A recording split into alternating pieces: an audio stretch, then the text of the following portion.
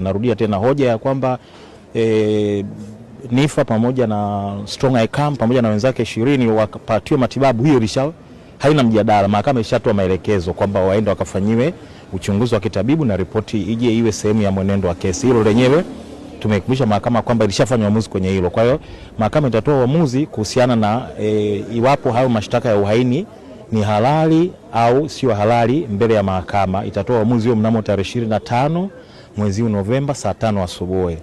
Kwa basi tutafika mahakamani, na kama mahakama itaona imekubana hoja zetu kwa kiwango gani, basi tutapokea uamuzi na tutajua jinsi gani ya kufanyia kazi. Leo Niffer, Strong ICAM pamoja na wenzao 20 hawakufikishwa mahakamani. Wameshiriki kwa njia ya mtandao, virtual tunasema, nafikiri mliwaona pale. Kwa hiyo lakini wameshuhudia kinachofanyika kwa niaba yao, na naamini wameridhika at least kwa hatua hii.